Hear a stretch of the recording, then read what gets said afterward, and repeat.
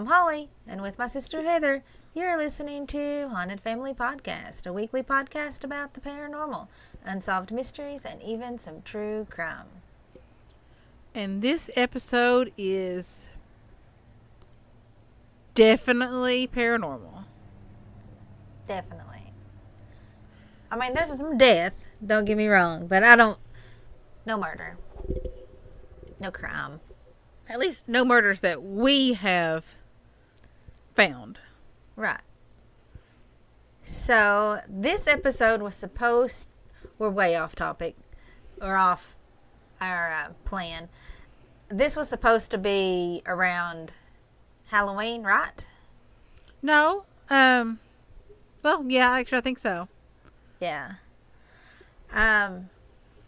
So it's kind of an easy episode for us. No real research was involved because these are stories that we kind of lived. It's all about the university that Heather and I went to, and that Holly lives like, what, walking distance from? Oh yeah, we walk over there all the time.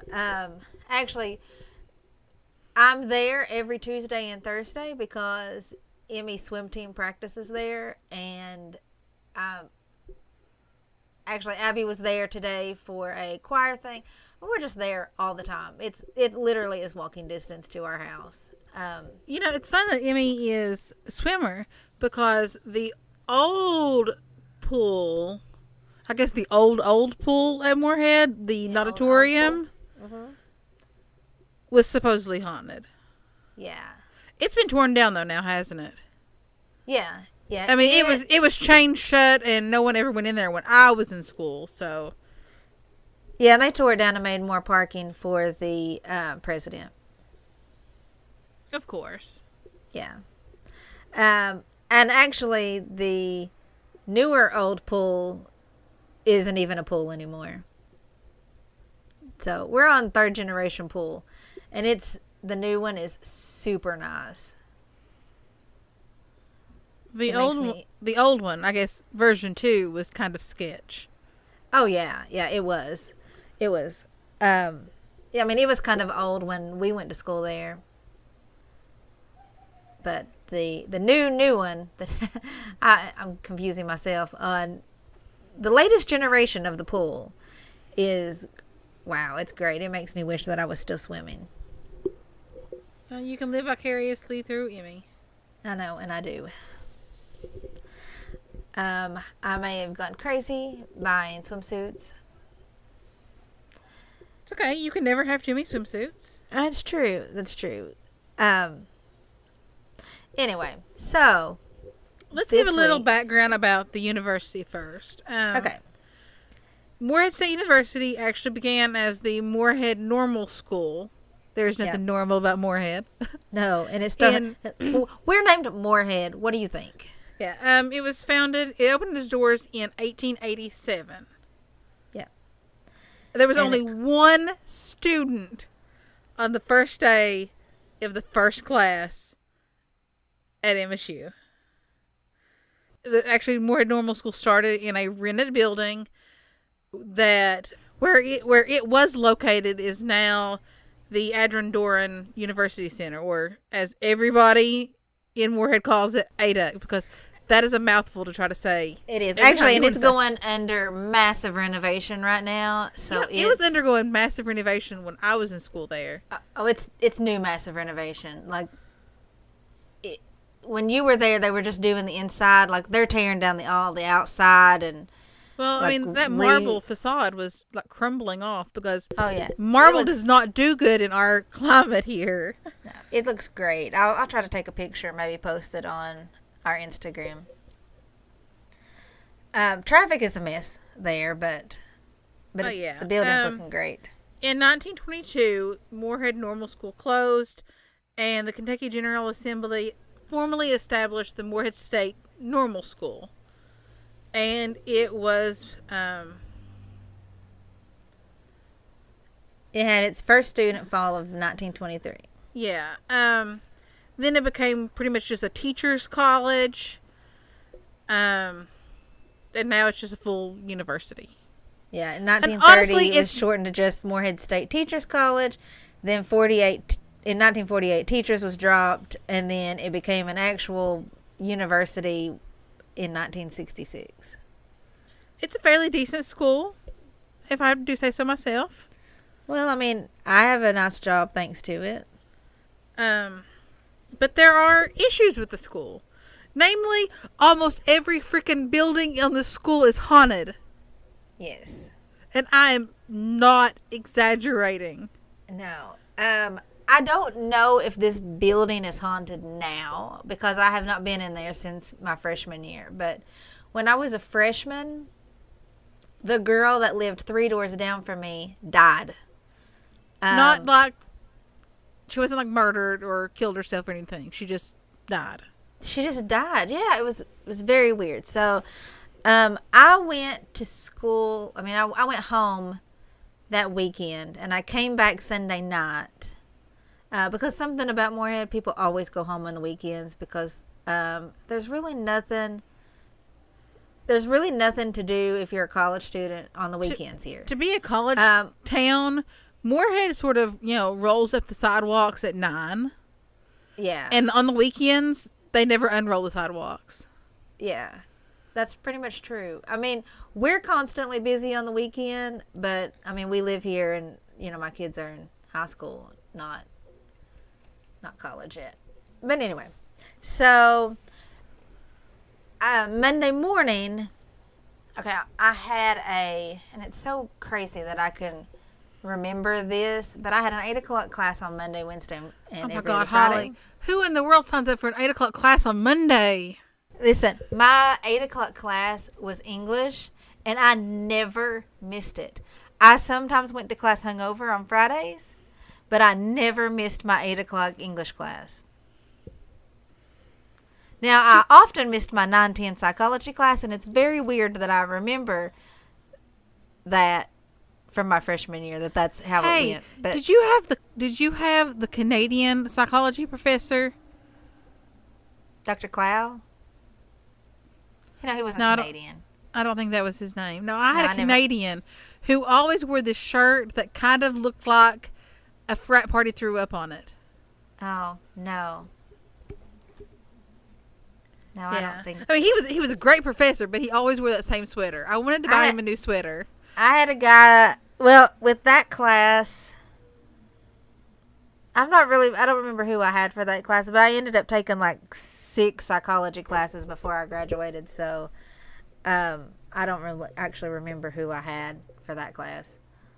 Anyway, it doesn't matter. So, I skipped my 9-10 because I always skipped my 9-10.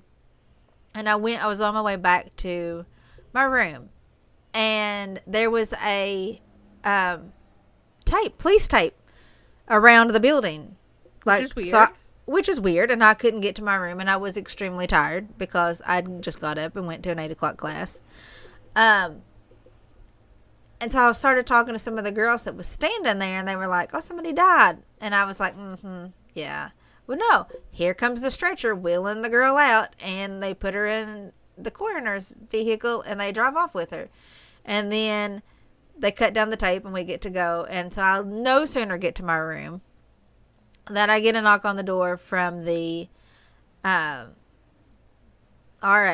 and she's wants to have a meeting with everybody who was in the building, like, at that time, to tell us that this girl cannot, for the life of me, remember her name,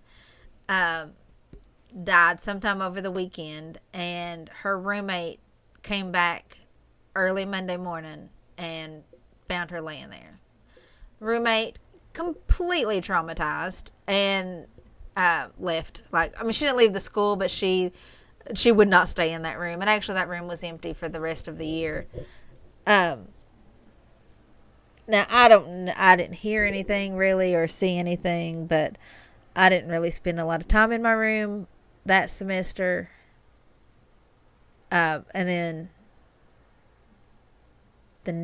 the next semester, no, actually I really hardly spent any time in my room because it didn't have any air conditioning and the heat was all janky. So I would stay with friends. So I wouldn't know if it was haunted. I But don't she think did I die ever. there. I don't think I ever heard any stories about that building being haunted. I got actually a kind of an interesting story about it. It's not paranormal, but it's very weird coincidence wise. My roommate, who is also one of my really good friends from high school, we lived together. Our freshman, well, sorry, her mom and dad had also went to MSU.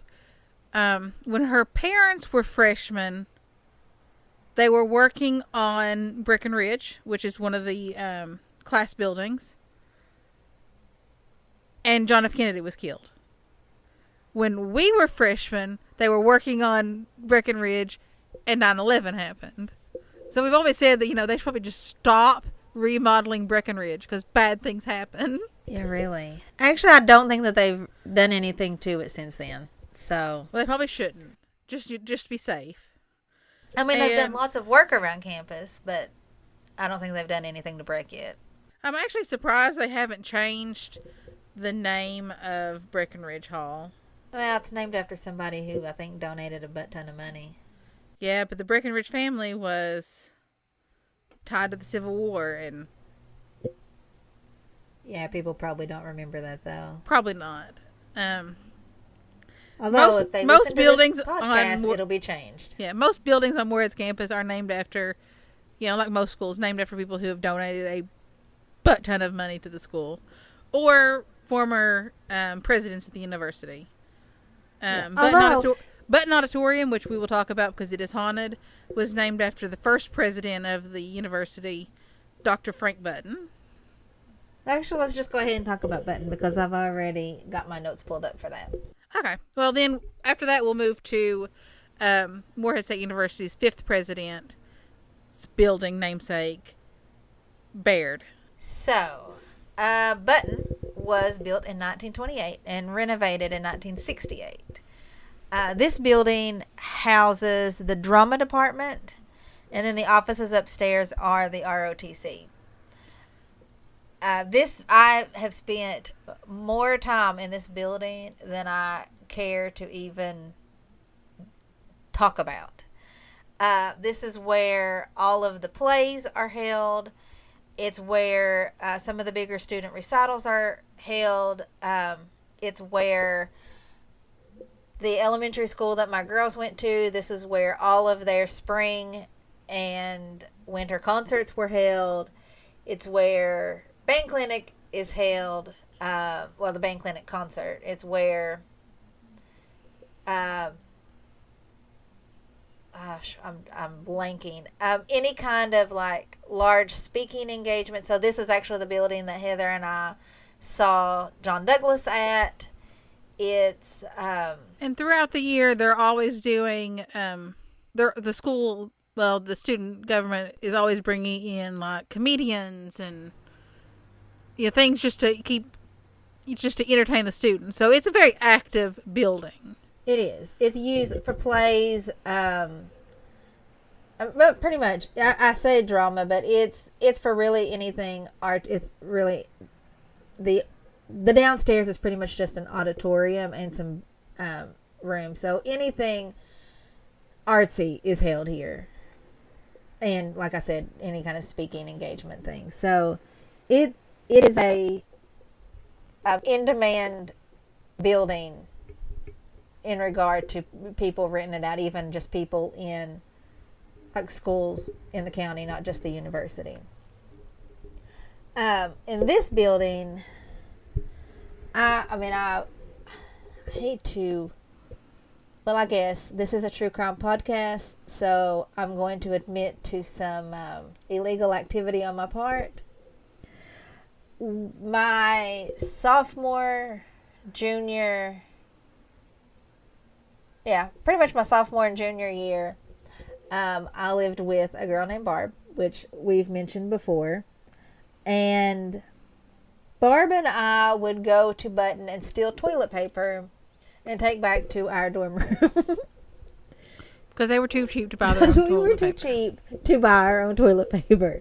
And Baird always had a good stock of toilet paper. And because it's a building that was used a lot, it was usually open a little bit later than some of the other buildings. So, yeah, we would sneak in there and steal toilet paper.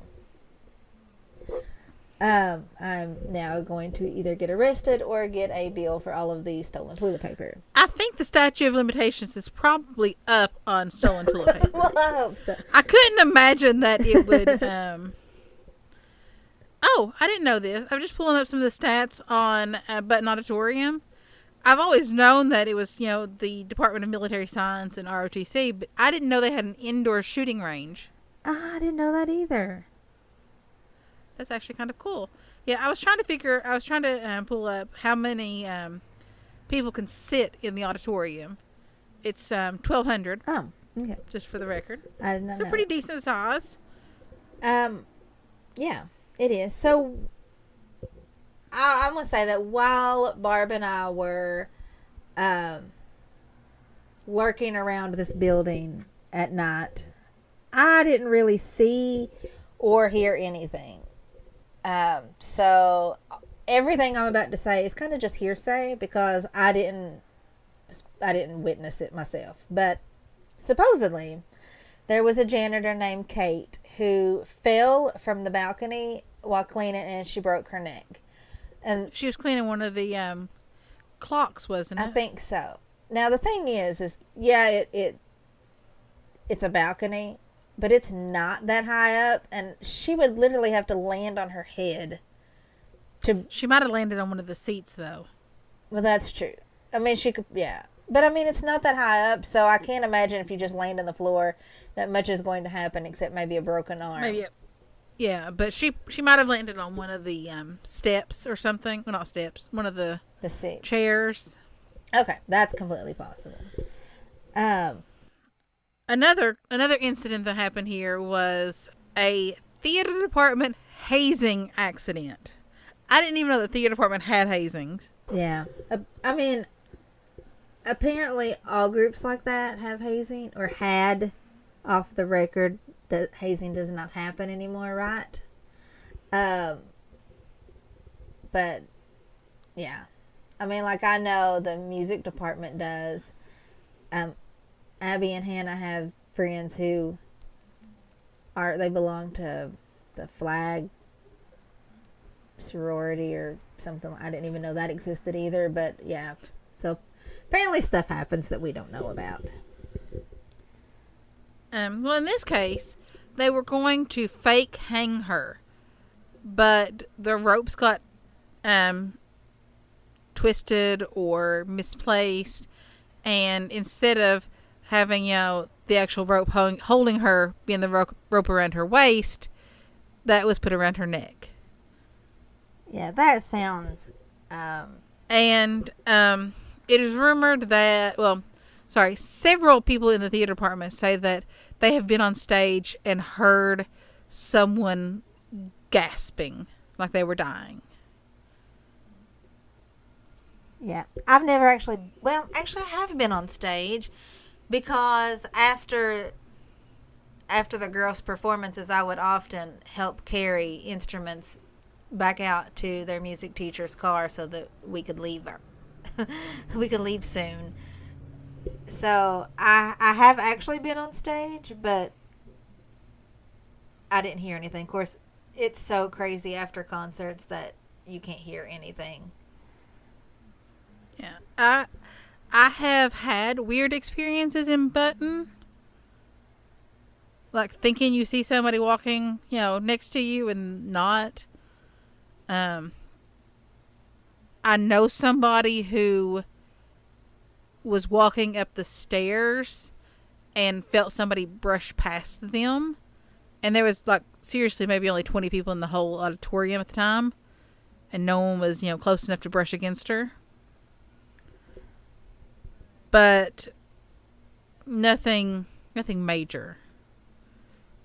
So, another possible ghost of this. But, I was going to say, when I was in school there was a professor with the theater department who said that he had experienced it on numerous occasions, and that once him and a bunch of other students had decided to do a seance, and in the middle of the seance, one of the weighted sandbags that they used to move props with fell.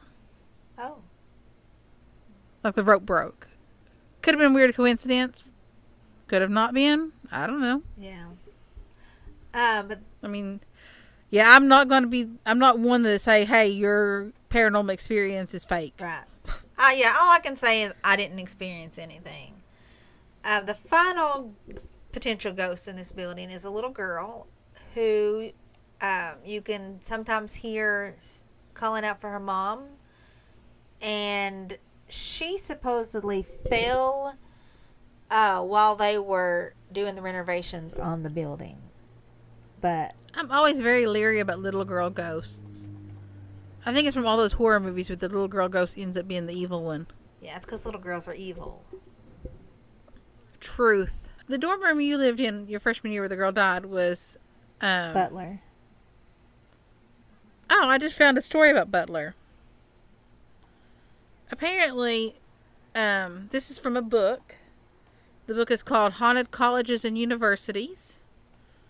And this author claims that custodians in the building and people who live in the building experience disembodied footsteps and unrecognizable sounds at night. And their televisions and computers turn themselves off and on.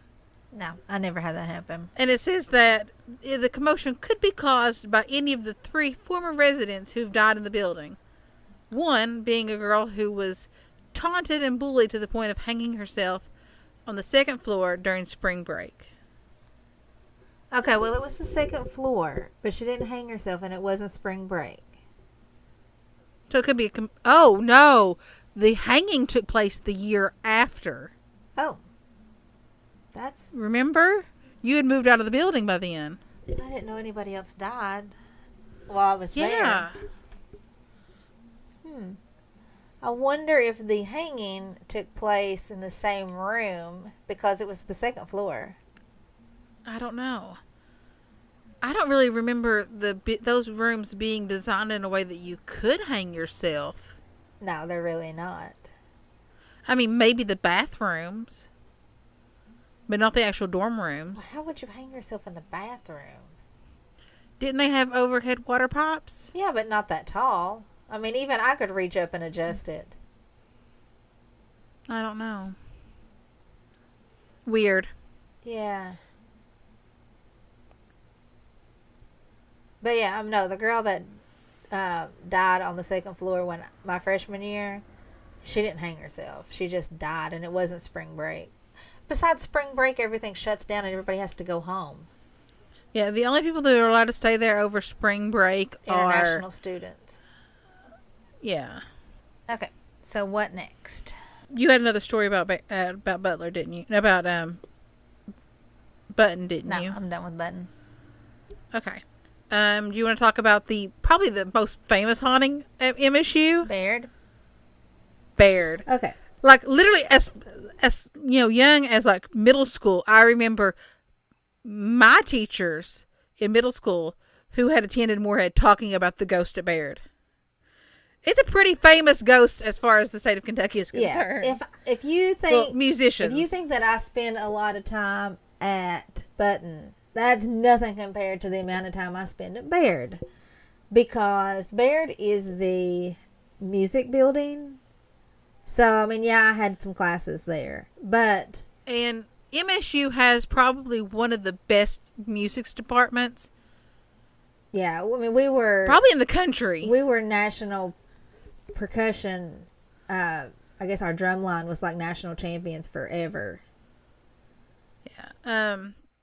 Very well known, well respected music program at MSU. Yeah. So, my kids are always there for choir stuff and band stuff, and so yeah, actually that's where Abby was this evening, and we were there just a couple weeks ago for a choir clinic, and yeah, I mean we're at Baird a lot. It's And if you think it's that Holly and the girls spend a lot of time at Baird, they have nothing compared to the students who are current music majors at MSU. oh yeah. They pretty much sleep in that building. A couple years, well, I guess not a couple years ago, but right before Abby started dating Hannah, she dated a music major, and if he was not in Baird, he was at our house. And I mean, he would sometimes get here at like 11:30 or something, and I was always like, Corey, it's late, go to sleep. Yeah, they closed the building down with the janitors because they just have to practice so often. Like Corey gave me, or not, he didn't give me, but he showed me his practice schedule that his guidance counselor gave him, and the guidance counselors are the instructors for whatever instrument they play. So Corey was a trumpet major, so Dr. Wing made out a practice schedule for him, and like, this is how many hours you have to practice and all this, and it was crazy. Like, pretty much you're expected to just live at Baird. So anyway, Baird is another building that Barb and I would go into and just kind of hang out late at night because we like to go in and play the piano. So, and the ghost likes to play the piano also. The ghost does like to play the piano, and you can never get a practice room during the day because music majors have like dibs on it, because that's what they're kind of going to school for, and they kind of frown on people like me and Barb who just want to go in and play. But anyway, so Baird is a 3-story building, and it's classrooms, offices, and then another auditorium. But this auditorium is much smaller than the one at Button.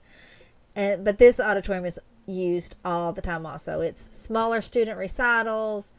During the spring, the high school bands do a spring assessment, and Baird is used for like the region. So it's like, I don't know how many counties, but a bunch of different counties come there for their adjudication. Choral clinic is there. Any kind of choral concerts are usually there. And then they have outside concerts come in and play also. Like a couple years ago, we went and saw the Navy band came and played, and it was really cool. But it was also kind of funny though, because there were these old people there who I guess assumed that they would be playing like John Philip Sousa kind of music, but they didn't. They played like current stuff, and it was kind of funny. But anyway, in addition to classrooms and the auditorium and offices, there's also a bunch of different practice rooms that usually have like a piano, and that's pretty much it. A piano and a chair and a music stand. The building was built in 1954, and it was built onto in 1967, and is named after Dr. William Jesse Baird. And he is probably the first and most well-known ghost at MSU. Shortly after his death, people started hearing him in the building and then seeing him in the building. He primarily sticks to the 3rd floor. Practice room. But people who knew him instantly recognized the spirit as being Dr. Baird. Yeah. And I believe, isn't he the one that plays the piano? Yes. This building is, it's seriously a creepy ass building. It's creepy when it's full of people. I've never been in the building by myself. I think Barb may have, but usually we would go together. I couldn't imagine being a music major and being expected to spend as much time in this building as they are, because I just couldn't. Yeah. During the expansion, a homeless man accidentally got buried alive in the concrete. Really? Yes. And he is another spirit that haunts Baird. Usually just seen as a, just a random weird person walking through. I think he is most commonly seen on those outside concrete stairs. Oh, okay. So near where the percussion practice is during the day. Yeah. Yeah. Fun fact. You do not want to live in Cartmel Hall because, especially not the side that's facing Butler Baird. and Baird, because the percussion practice all day long. Like, we're All talking night. from 8 a.m. until their hands are bleeding. Yeah. Like, They put their practice pads out on this long concrete, like pony wall. yeah, And just all day long. yeah. And I lived when I left the building that we're getting ready to, well, we'll talk about in a minute, and I moved to Cartmel, which is another building we'll talk about. I lived in room 1313, and yes, I chose that room. And it faced, It was the biggest room in the building. it was, and it was painted green. Like, it was the only room that had a color to it other than like The ugly tan. yeah, anyway, so 1313 faced Baird, so I had to listen to these drummers all the time. You'd wake up to drumming, you'd go to sleep to drumming, and you could stick your head out the window and yeah, shut the fuck up. But you know what? They're not going to shut the fuck up. No, because what they're doing is way more important than you sleeping or studying. Yeah. So I never saw anything weird and never actually saw anything weird in the building, but I will say that I have heard disembodied sounds, and you just get a general, like, overall, like, super creepiness. Like I said, it's creepy even when you've got somebody with you.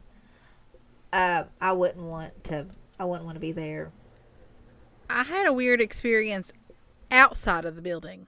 A group of us, 4 of us actually, had went to the movies. When I was in school there was this little kind of mom and pop movie place, theater, really close to campus. And one night a week, they would do free movie for college students. Mm-hmm. So a bunch of us went out and watched it, and we were walking back to campus, and we was walking past Baird, and we were on the side where a wall is. So there was a wall, and we were on the sidewalk, and then there was the road. Mm-hmm. And a friend of ours, I won't mention his name here, but we hadn't been able to get a hold of him for several days because he had decided that he was going to spend his freshman year partying, which is how he ended up in the Army. Oh, can we say his name? You know who I'm talking about now. Suddenly, I was standing in the back. A good friend of both me and this guy from high school was walking in the front, and we see him walking towards us. The guys that we are with apparently do not notice him, or are just ignoring the fact that he is walking towards us, and he walks right between us like he didn't even see us. And as he gets past us, we both turn around, and he's not there anymore. There are no doors on that side of Baird Music Hall. And there is no trees or anything that he could have dove behind. Because on the other side of us is a road. We get back to our room, and the guys have no idea why we were freaking out. But we are calling his cell phone. We are calling his cousin who lives in town. We are calling his roommates. And then finally we break down and call his mom. Because his mom, well, we probably wouldn't initially rat somebody out for partying too much, but his mom was paying for him to go to college out of her pocket. Yeah. So, and we love his mom. We do. His mom is... His parents are top notch. They are. Yeah. I went to school with both of his sisters. Heather went to school with him. I spent many nights at their house, like just good people. So we finally get a hold of him. Finally. He was drunk and practicing astral projection. And accidentally astral projected to us. And he didn't say, Obi-Wan, you're my only hope. No, but like literally we were so mad at him for this because we thought he was dead. We thought we had just saw his ghost. Yeah, and it turns out he was drunk and astral projecting. That does not go together, folks. Astral project responsibly. Drink responsibly, too. Actually, don't get drunk your entire freshman year and have to quit school. Yeah. With the dorm we were walking back to is actually haunted. I couldn't find anything about it on online. I don't think this building actually exists anymore. Waterfield? It was Waterfield. It's not. It's a parking garage now.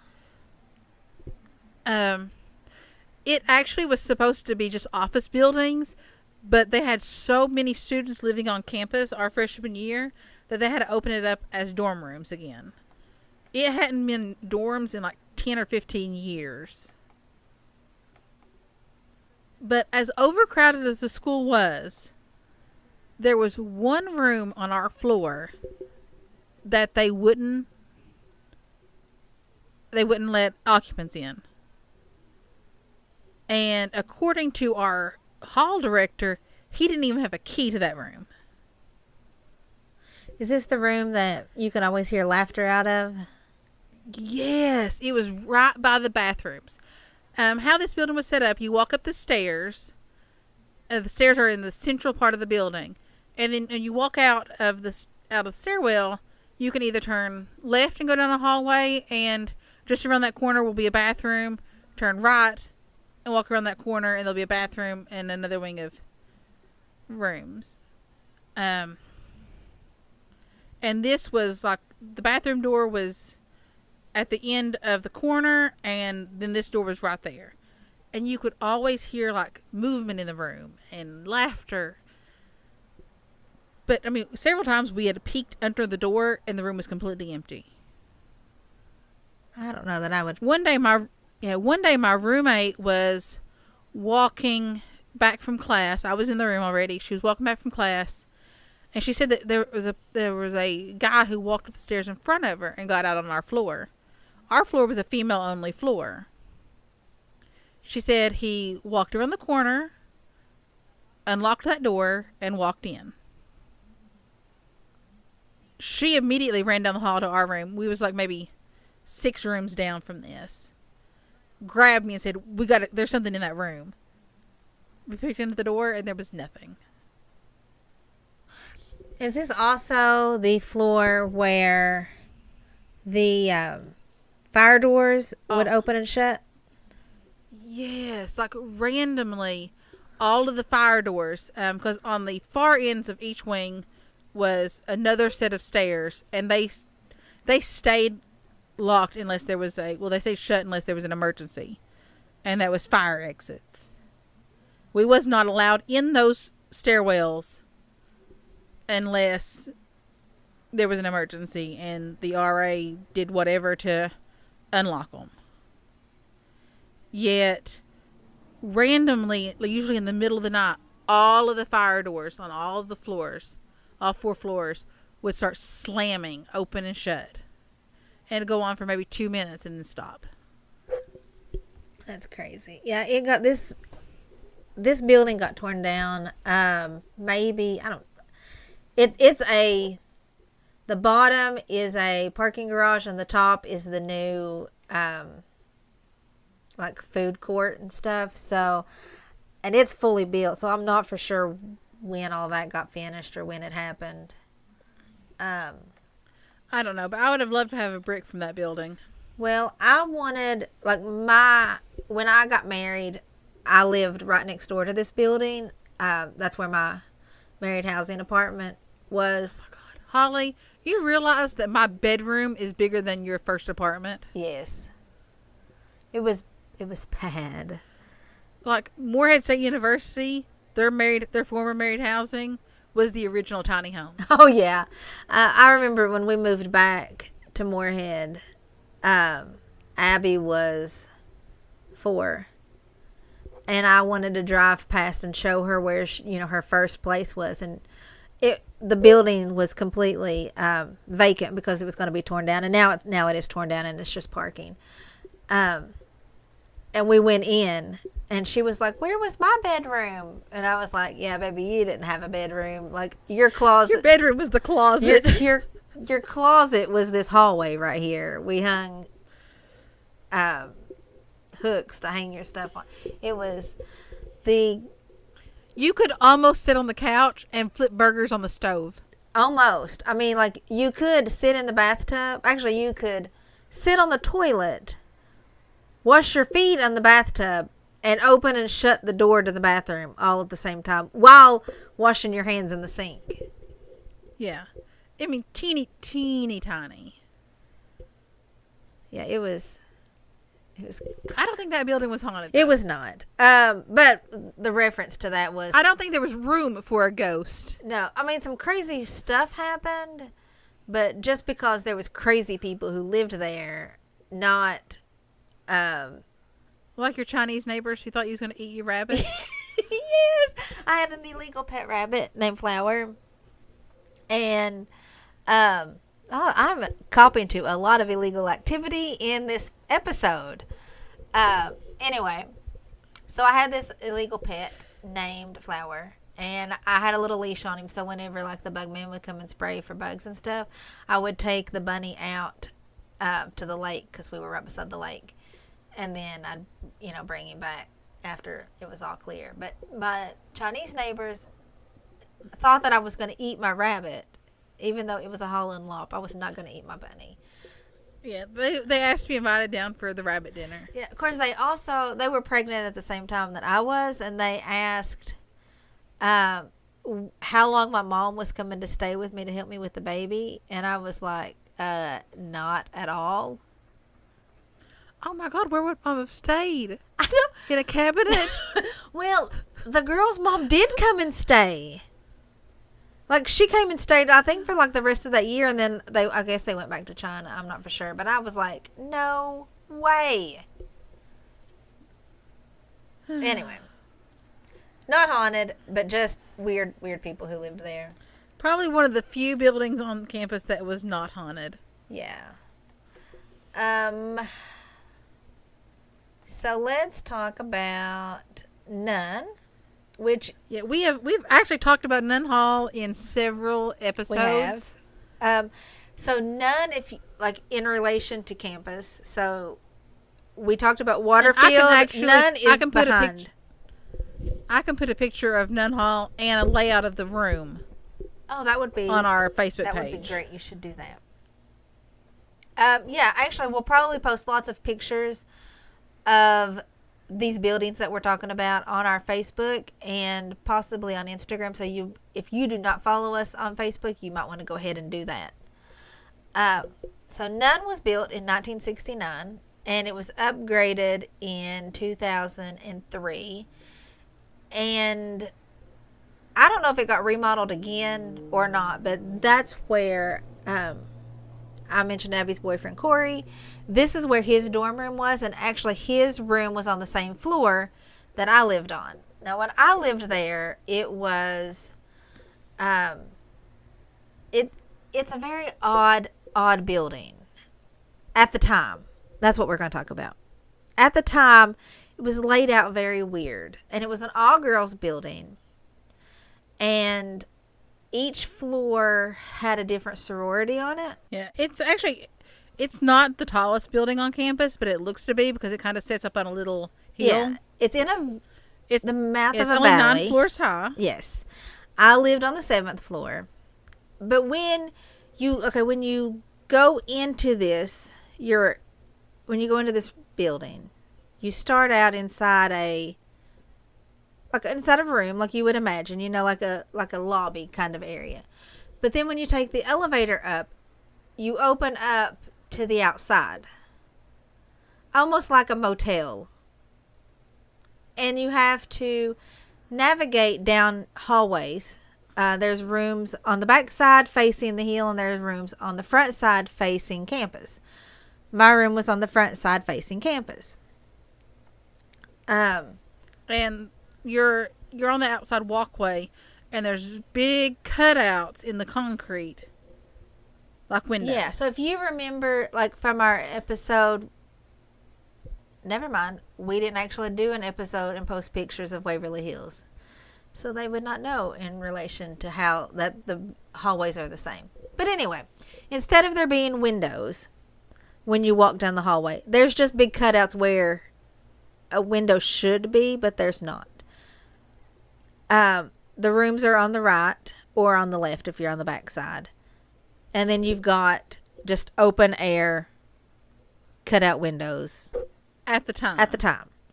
So, my room was 09? I want to say 709 or 708. Every time I talk about this, I always have to ask Barb, but I think that it was 708. Anyway, we're going to say it was 708. Long story short, it was at the end of the hallway. Not the last room in the hallway, but probably like the next to last room in the hallway. This is also the room, if you remember, like we talked a couple episodes back about the time lapse in this room. This room was weird. This probably is the most haunted room on campus. Single room. Yeah. So, let's just say, like, in case you missed that episode, you walk into the room and it's kind of this living room area where you got like, it's just open. I think the picture I have calls it the study room. Yeah. There's a line of built-in desks along one wall. Yeah. And then you turn to the left and you go into like what's the sleeping area where there's just beds. And then you turn to the right and there is a toilet and then a shower and then closets and a mirror. So this, it obviously it's suites. And it could fit. Yeah. The toilet and the shower are actually two separate rooms. They are. That are inside of the room that has the closets and the sinks. Yeah. Very odd layout. Very odd. When I lived there, we had another friend that I went to high school with, lived with us for a while, and then she moved out. And then we had somebody from a different school that we didn't know. She lived with us very, very briefly, and then she moved out. So for the most part, for 2 years, it was just Barb and I living together. I think that other roommate y'all had was on meth or something. She was on meth. I've never seen someone iron their blue jeans. No, she was. She was taking speed. I think that she. And if any of our listeners iron their blue jeans, I'm sorry, I just insulted you. I just find it very odd. Yeah. No, she was on drugs, and I don't think that she made it past that semester. But anyway, so when my school was on spring break, I would usually go up and spend the whole week with Holly. Yeah, because they didn't have any roommates. We had room. Yeah, it was just her and Barb. So you could be sitting in like. We brought the TV in the room with the bed, so we could just sit on our bed and watch TV.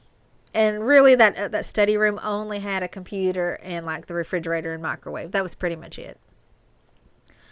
So you could go to the kitchen, like go to the refrigerator, get something out, and then walk into the living room area where the beds are, and hear what you just did in the other room. And this happened all the time. I didn't really believe Holly until my first visit up there, spending the night with her, and it happened to me. Yeah. And then many nights. And it's just one of those moments that when you first experience it, your blood kind of just runs cold because you're like, what in the world am I hearing? Yeah. And there was many nights that we would wake up and there would be a large black figure standing. I think you all jokingly referred to him as the lumberjack. We did. Because he would feel that doorway. He would. Yeah. And he was huge. Just this huge black figure. And he would stand in that doorway where the bathroom is. So my bed was on the wall, like as you would come in from the room where the door and the microwave and all that is. My bed was the first bed, and Barb's was the one farthest away, like all the way across the room. So the door to the bathroom and stuff was right between us. And so he would just stand there and just look at us. And it was terrifying. And this happened, oh my gosh, I don't know. In the 2 years that we lived there, oh God, I couldn't even give an estimate on how many times that happened. Like, to the point that like if I had to get up to go to the bathroom in the middle of the night, I was just like, dude, you've got to go because I've got to go pee. And I really think that Nun Hall is the reason why for many, many, many years Holly shut off her ability to see ghosts. It was terrifying. I mean, it probably was. Otherwise, I wouldn't be able to get any sleep. About 10:30, 11ish, nearly every night, we would hear click, click, click, click, click, click, click, click, click of heels coming around the corner. I said when you got off the elevator, you could go to the back side or you go to the front side. Well, you could roller skate all the way around that because it was just open. Like you could get to the front or the back. So it's fun that you say about 11 o'clock at night because one of our ghosts, well, one of our ladies who have died at Nun Hall actually fell to her death at about 10:45 p.m. Some say that she accidentally fell out the window. Some say she jumped. What we do know is that Dora Dolores Ball, that's the name I found. Some have said her name is Dolores. No, some say her name is Dorothea. I don't know. This girl was a 20-year-old early childhood education major. That sounds familiar. Who was visiting a friend who lived at Nun Hall. She lived in Manon Hall, which is really close. Yeah. And she had only been there for a few minutes when she fell out the window and landed on the little concrete awning thing that's over the lobby. Yeah. Actually, no, I think that is just the lobby roof, isn't it? It's just the lobby roof. Because the lobby juts out. Yeah. And she died at 1:32 a.m. at the University of Kentucky Medical Center. Oh, they didn't take her to St. Clair? No. Her injuries were too massive for And St. see, Clair that's to another handle. weird thing because it's not from the top of the building. It's not that far down to the roof of that. She fell 9 floors. Yeah, okay, I guess maybe it is. Well, anyway, I just thought that was creepy because that was my major also. Yeah, she is actually her and another girl both fell from the 9th floor and landed on the lobby roof, which is a weird coincidence. It is. I don't know that I was ever on the 9th floor because I didn't really have any friends in the building other than Barb. But, I mean, obviously I lived on the 7th, and every night about 10:45 I said, look, you would hear clicking. You look outside and there's never anybody there. But I've been on the roof several times. And I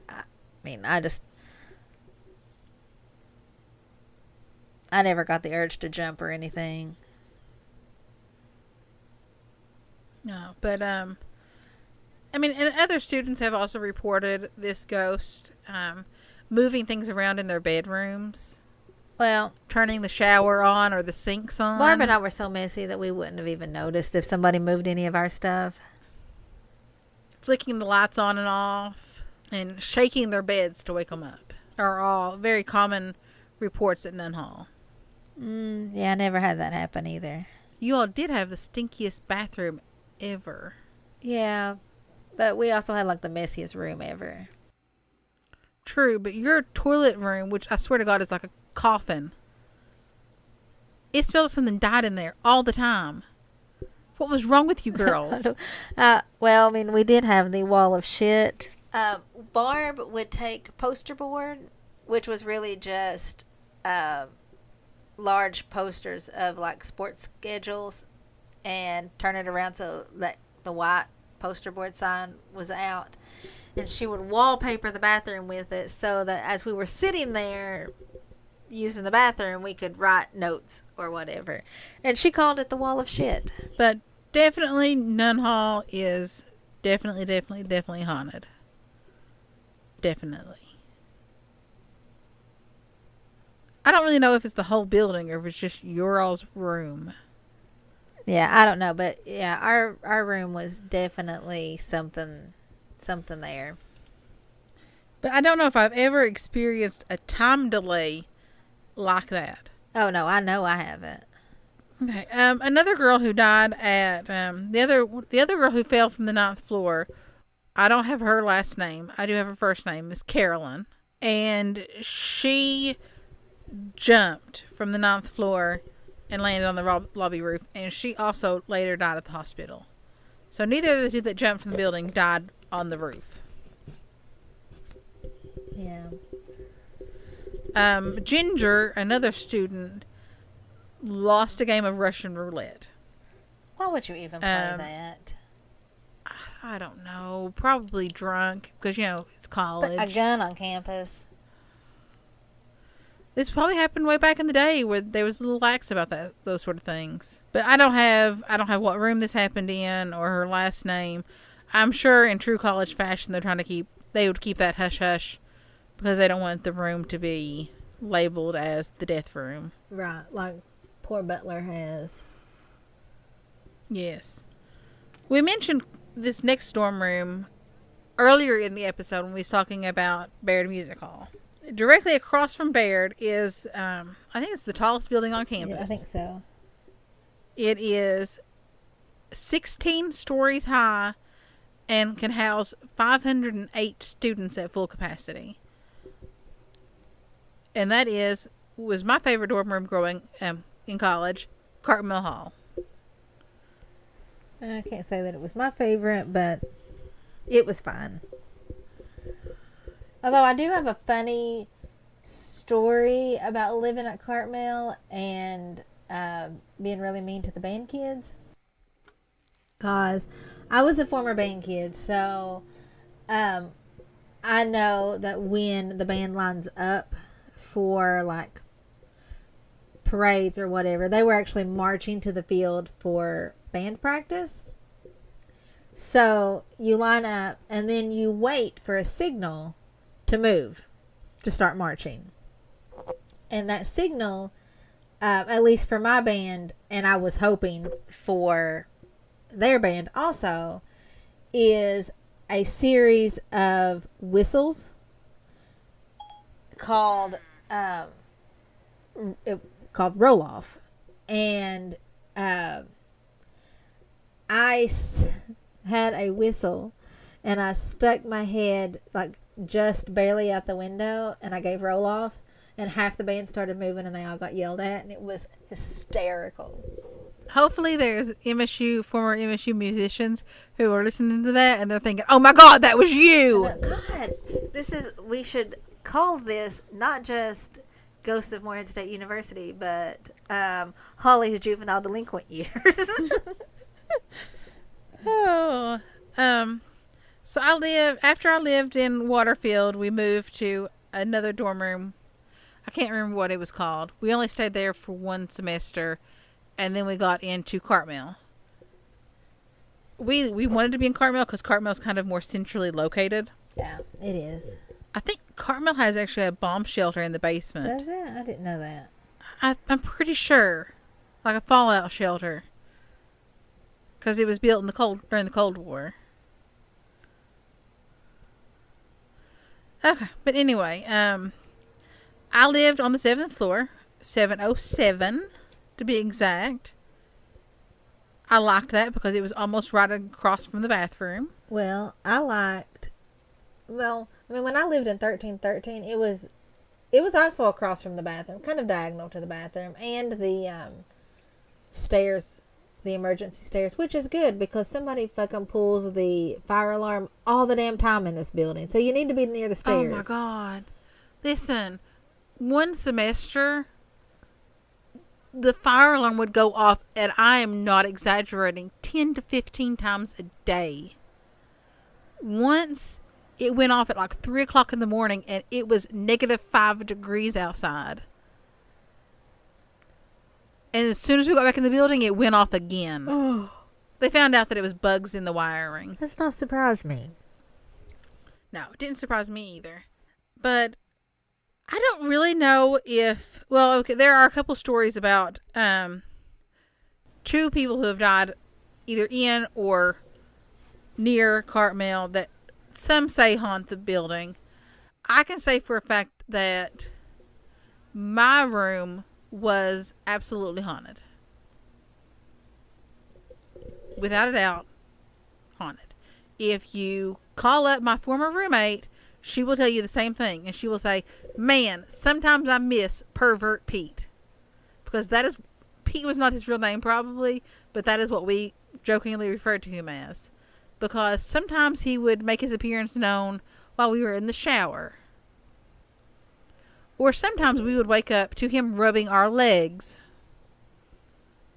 On one occasion, I come back on a Sunday. My roommate has beat me to campus, and when I walk into our dorm room, my boyfriend and his roommate is sitting on the bed with her because she called them crying in a panic because she was sitting. We had our room set up so that there was a bed on each side of the room, and then directly in front of the door, right in front of the window, was our computer desk. We shared a computer at the time. She was sitting there back to the door, and she hears the door open and shut, a bag sit down, and someone walk across the room. And then she feels someone place their hands on her shoulder. She thought it was me. So she says, hey, and turns around, and there's no one behind her. Oh. Yeah. So she ran out of the room, called them from downstairs, panicking, and made them come over and sit with her until I got home. Very scary. I was sitting in the room once by myself. The floors are tile, and all the furniture is wood. Actually, I think every bit of furniture in those rooms are made by Prison Industries. Are they? I think so. I know the mattresses are. I heard something in the room, and I look up, and one of our wooden chairs is turning in a circle. Like someone has their hand on the back of it and is just turning in a perfect circle. There's no wheels on it. It's a wooden chair. There's not even any of those little like floor protectors on the bottom of it. It's just a wooden chair with wooden legs, and it is turning on the floor. And it shouldn't have been.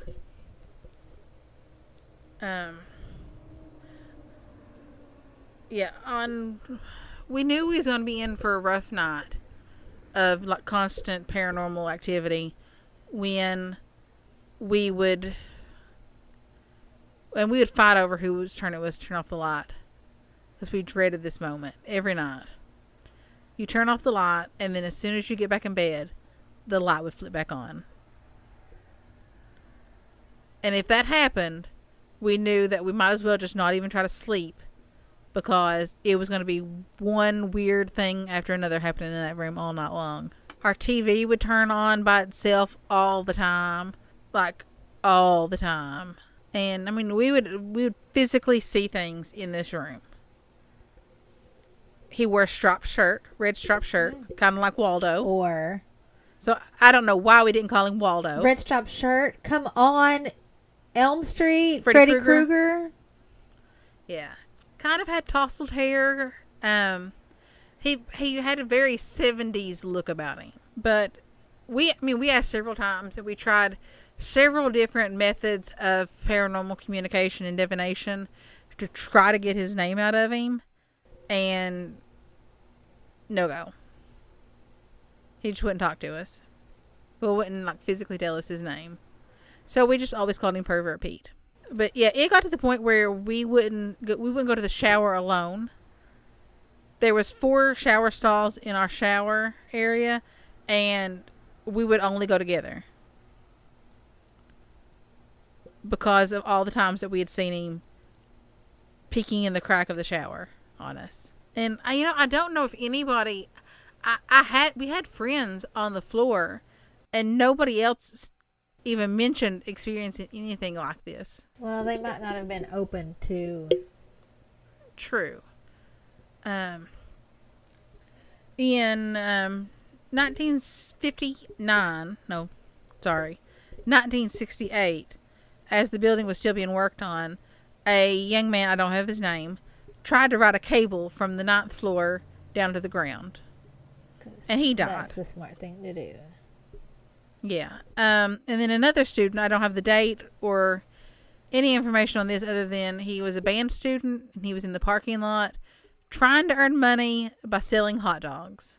which I personally think is a brilliant I idea. know, but the Geology Club sells hot dogs like one day a month, and they call them Geo Dogs.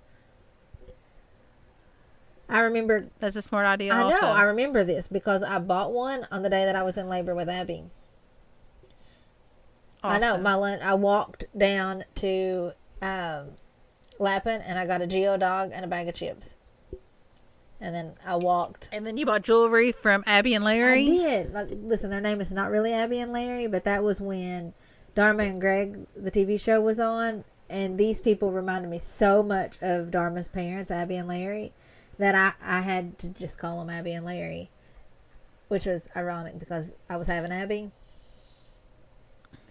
But yeah, I remember they asked me, like, I stopped there and bought Heather a pair of turtle earrings, and I bought a ring that I still wear, and I bought Abby and Emmy's other aunt, Jessica, the same pair of turtle earrings.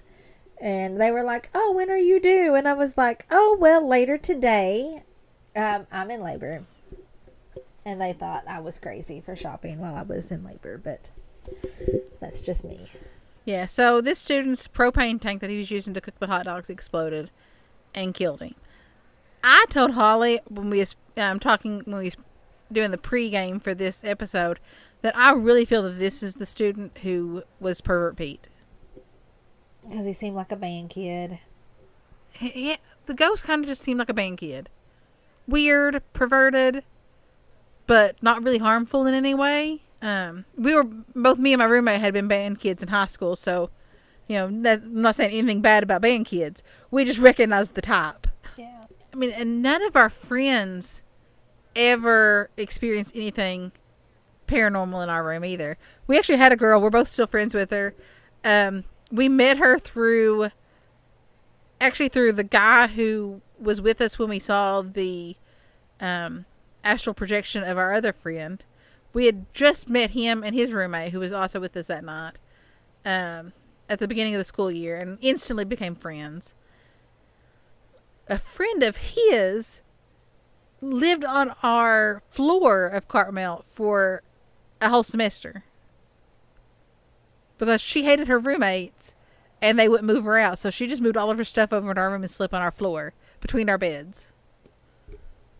Hold on, let me see if I can get a diagram of Cartmel Hall. But it is not a big room. Like, I think there are probably prison cells bigger than this room. Probably. Okay.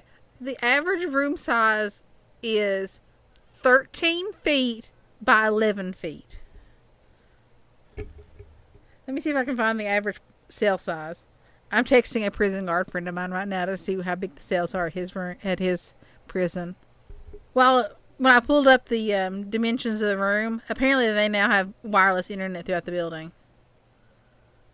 We had the crappiest internet when I was in school there. Of course, internet was still really kind of in its infancy when I was in college there.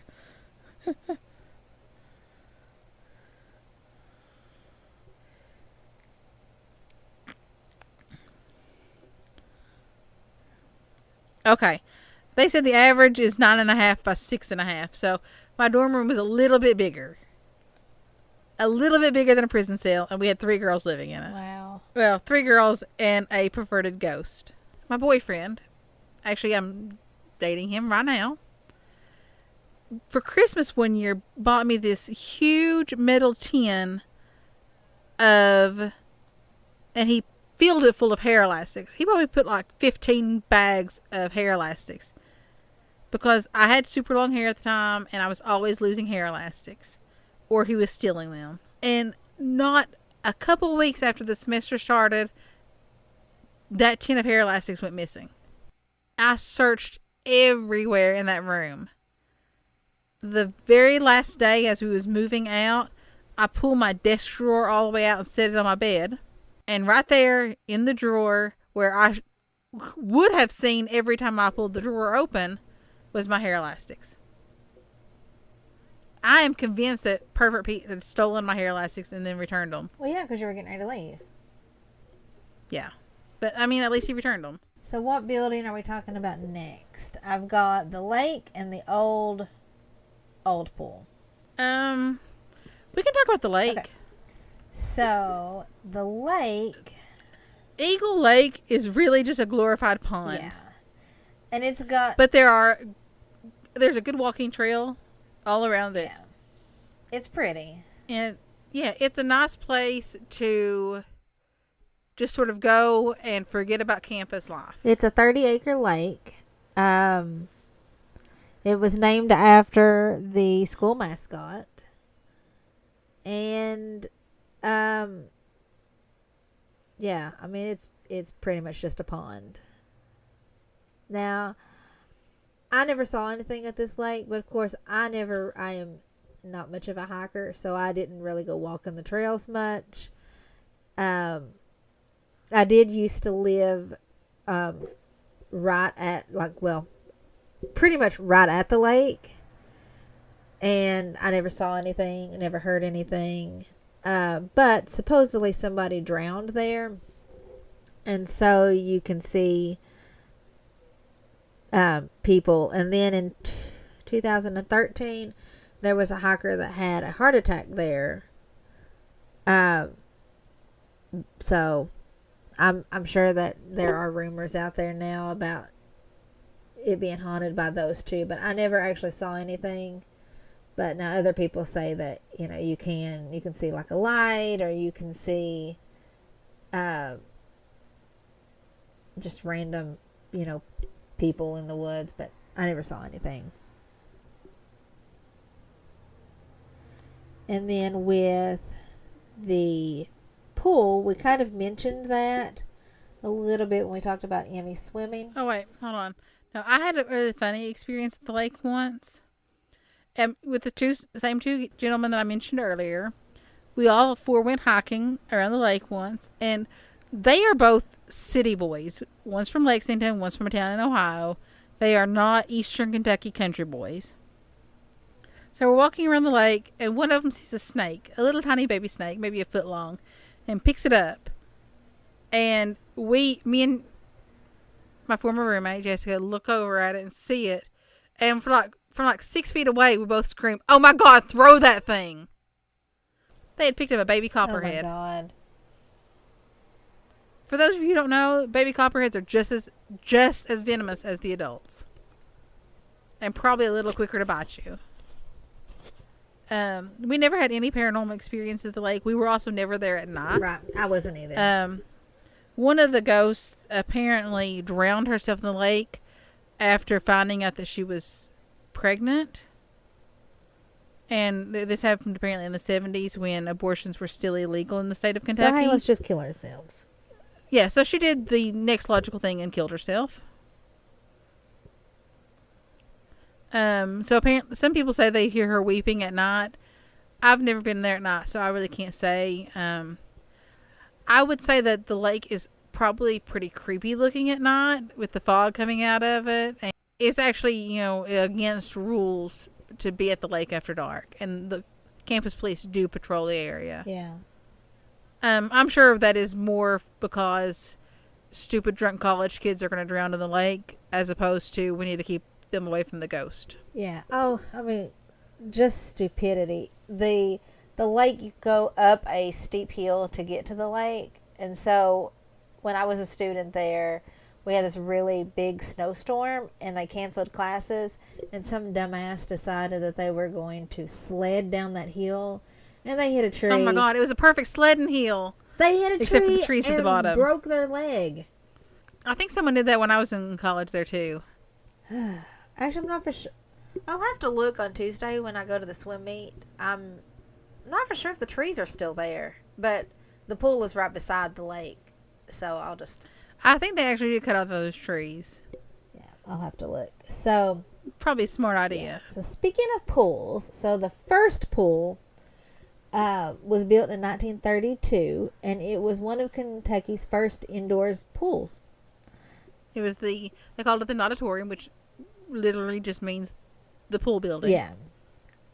It was named after Judge Earl W. Snaff. I'm probably saying that wrong. Sorry.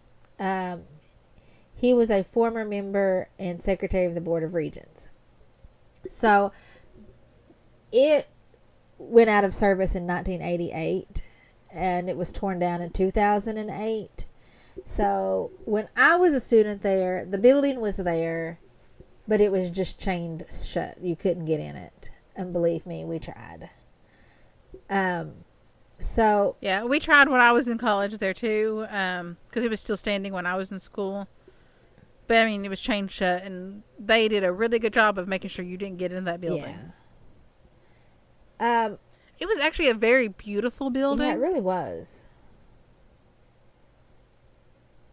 So I've heard two different haunting stories about this building. One is that there was a caretaker of the building who that was his job, was to just kind of take care of all the maintenance to the pool. And that story is that it's haunted by him, or was, because the building's no longer there. So this is kind of an honorable mention. I wonder what happens to ghosts when their building gets torn down. I don't know, because Waterfield is gone. So what happened to that ghost? And now the natatorium is gone. That ghost was weird. So then maybe they've all just moved to Nun Hall and they're taking up residence with the Nun Hall ghost. Oh, we actually probably should have mentioned this. There's this rumor on the internet that the ghost at Nun Hall is called Penelope. I've not been able to find any deaths linked to a girl named Penelope. Yeah, me either. At Nun Hall. So I think it was just a name that someone started calling it, kind of like me and Jessica called our ghost pervert Pete, and it stuck. Yeah. So then the second story of the natatorium is that there was a fraternity hazing, and a pledge was supposed to break into the building and jump into the pool. I don't know what year this was supposed to have happened, but apparently there was no water in the pool, and he jumped in and died. Which is odd. Like, is that possible? I mean, I guess if you dove in, I would think you could. I don't know, though. I mean, I've spent enough time around pools that, I mean, you can see water. Yeah, why would you jump in a pool? But like, I mean, why if it was completely dark? You can smell water. That's true. Even water that's still has a sound to it.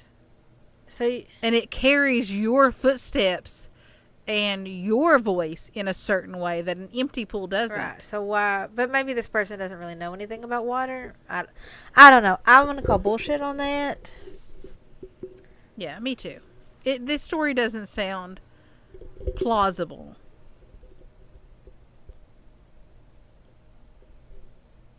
No, it doesn't. But anyway, so that was a story. But anyway, that building no longer exists and is now parking for the president. So that's really kind of all I've got. Then we have a stupid criminal. Oh, wait, we forgot to mention something about Nun Hall. What? The elevators. What about them? Remember how the elevator would always go to a floor by itself and stop and open? Oh yeah. I was reading through someone else's story about their paranormal experiences at Nun Hall, and they said that they always felt really creeped out in the elevator, and that the elevator would always like go to the 9th floor and then stop and open up, even if no one had hit that button. And that's not the normal floor for the elevator to stop on. Right. I don't really remember. I mean, the whole outside area, like waiting for the elevator, like all of that was just creepy anyway. The lighting sucked, and it was just, I don't know, it was just creepy. It was just creepy. So that's been a long time, and I don't really remember if it opened up at a random floor or not. I don't remember that. Not saying that it didn't happen. I'm just saying that I don't remember that. But now with all of the renovation, there's actually windows now, and you don't, like, when you come up out of the elevator, nothing is the same hardly. I mean, the rooms are still the same, but like all of the outdoor space and all of that is completely different now, and nobody can jump out the window. Okay. Apparently, the girl who drowned herself at Eagle Lake also lived at Nun Hall. Oh, I didn't know that. Yeah. She was pregnant by an African American man, which in the 70s in Kentucky, that would have been a major issue with a lot of families. It was a major issue like up until the 90s here. Well, I mean, in Morehead, gay marriage is still a major issue for some ungodly reason. Yeah. Because we have idiots. But, no, I found on the website Obi-Wan's UFO-free paranormal page, somebody in September of 2006 made a submission talking about her freshman year when she was placed in Nun Hall for her, resident assignment. And she describes it the same way you did, like a really large motel. Yeah, I mean, that's exactly what it's like. I mean, and I know for a fact that she had to have been a former student because she says, if you know what the climate's like in Morehead, you know it rains every single day. You know what's funny, though? We jokingly referred to, when I was in school there, we jokingly referred to Morehead as Kentucky's England. Because it rained so much. But it really hasn't rained that much recently. I mean, it rained like 2 days ago. But like before, you would really have to have an umbrella with you all the damn time because it would just rain randomly.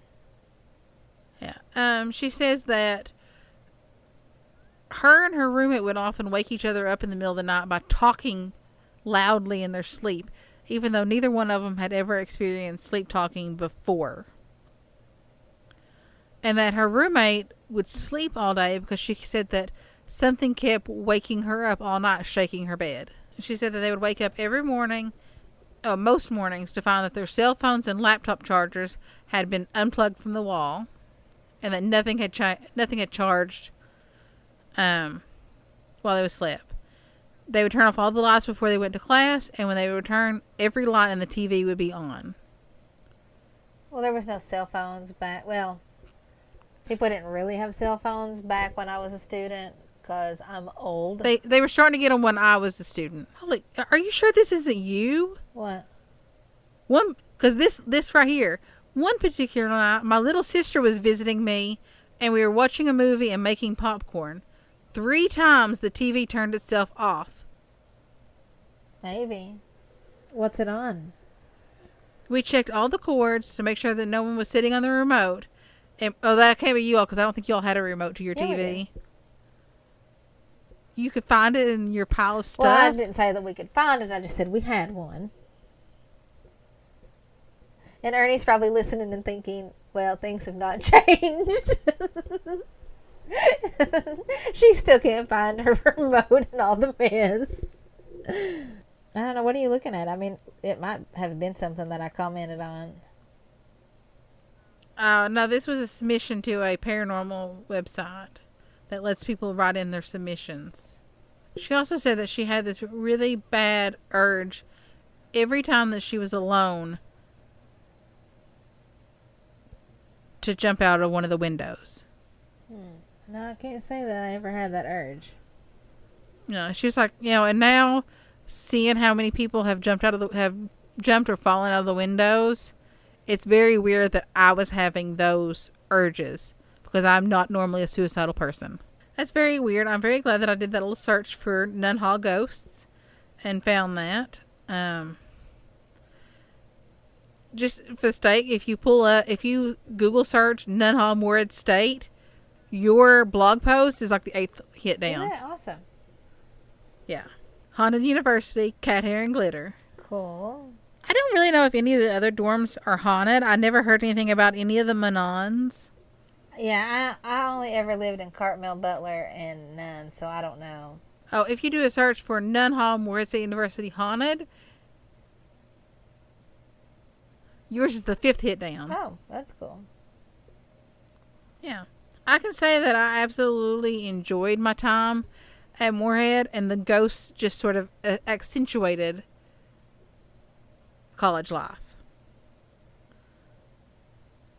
Because they were there. You couldn't escape them, especially somebody who is sensitive to the paranormal.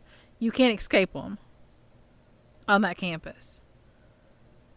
So you just sort of kind of got to go with the flow. So, we have an update of a previous stupid criminal.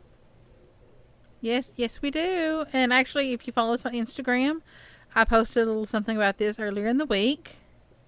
Eastern Kentucky's very own Eric C. Kahn was found having lunch at a Pizza Hut in Honduras when Honduran, I guess their equivalent of FBI, swooped in and apprehended him. Yeah, good times. I love the meme that says Eric C. Kahn extradited and said, "Freedom is pretty good, but have you tried stuffed crust pizza?"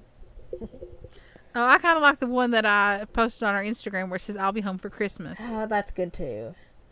Because they literally caught him on one day, and the very next day he was on an FBI jet heading for Lexington. Yeah, I mean, can you really go wrong with Eric C. Kahn memes about this? And see, here's the thing. I mean, honestly, and I know that some countries, I think Norway is, they don't tack on very much time for escape because it is human nature to want to be free. But, you know, if Eric C. Kahn had just stuck around here, or if he'd came back within the first week or two, he would not have got as harsh a sentence as he's going to get now. Yeah. They could very well not only tack on escape charges, but they could throw out large portions of his plea deal and really, really nail him hard. He could probably face the rest of his life in federal prison over this. And he probably will not be going to a nice white-collar country club prison. He might be going to like one of the hard federal prisons. Like our cousin Eric might be one of his guards. Oh, that'd be fun. Yeah.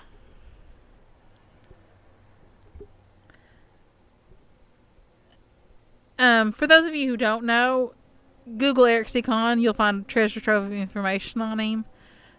He defrauded the federal government of $550 for false Social Security claims. I guess it's okay when Congress screws over Social Security, but you know, when a lawyer from Eastern Kentucky does, it's a crime.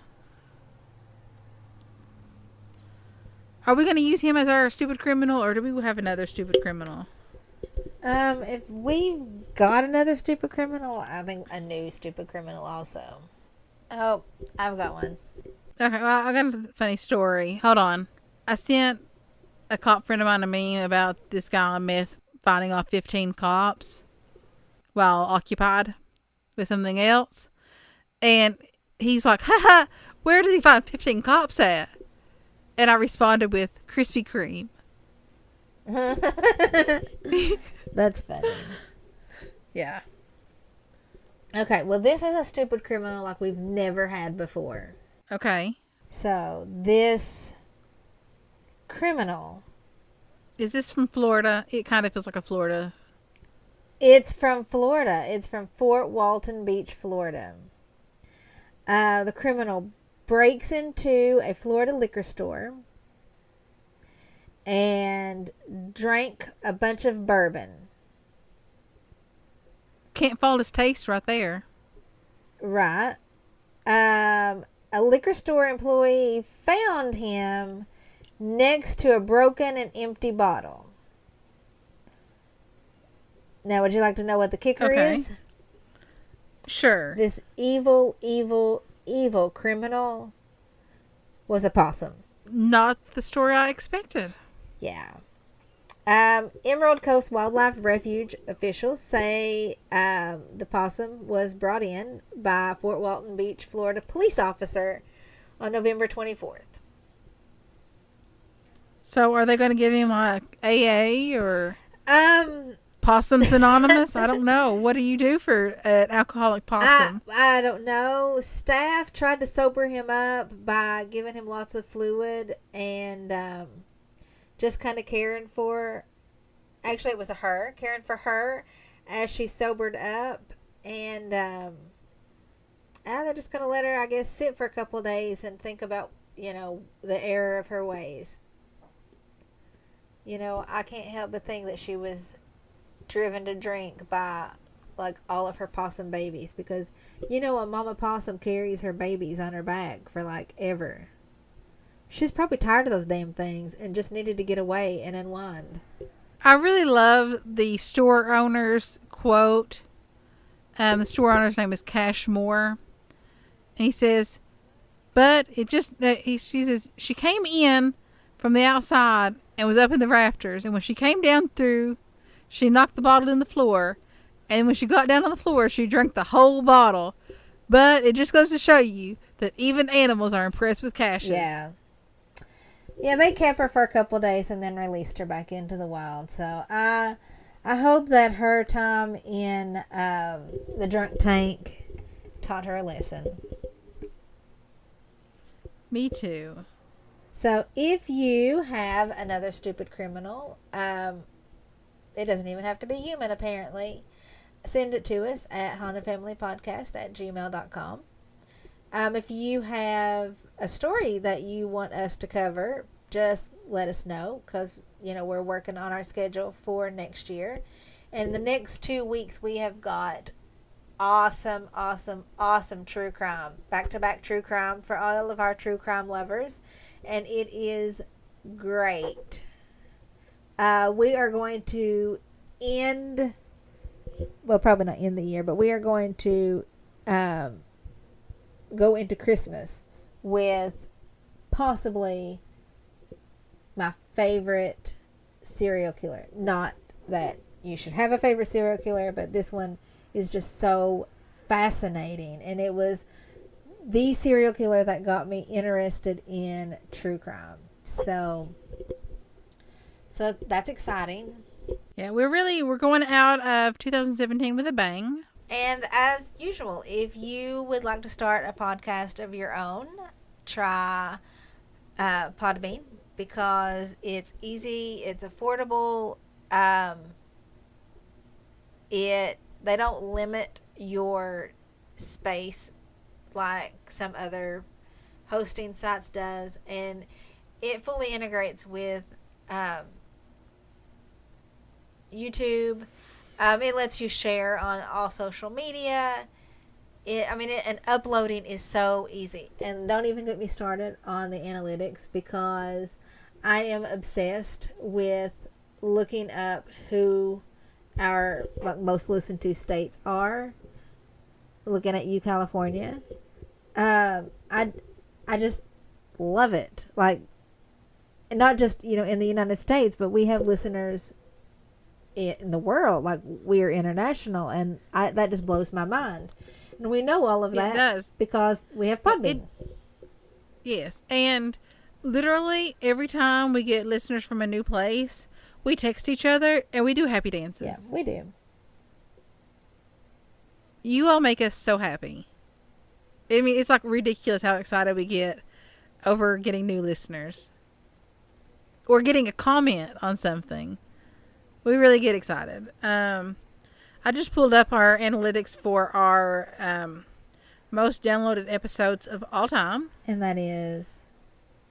Currently, Lacey Peterson is our number one. Awesome. And Waffle House Murders is number 2. Great. The Toy Box Killer is number 3. I'm not surprised by that at all. He was a messed up man. He is. I mean, that episode gave me nightmares. Yeah. Most downloaded episodes this month has been Waffle House Murders, the Voynich manuscript, and Salem Witch Trials. Awesome. And literally, I found that within like 2 seconds. Just click, click, and I'm on the page that I need to be. I love that. Yeah. So if you want your own podcast at Podbean, you can use our affiliate code. It costs you nothing extra, but it gives us a tiny little bit of money to put back towards our hosting fees. And our affiliate code is Haunted Family PB. So just check it out. You will not be disappointed. And if you are disappointed, well, then there's literally no pleasing you because Podbean is awesome. And I'm saying that, and we're not getting any money from them. No, we aren't. Anyway, I think that's it for this week. Thanks for listening, and we will see you next week with some exciting true crime. Yeah, we have back-to-back true crime, which is weird. But our true crime episodes tend to do better than our paranormal episodes, which makes me sad, but makes Holly happy. Yay! Happy dance over here. Well, thanks for listening. Bye. Bye.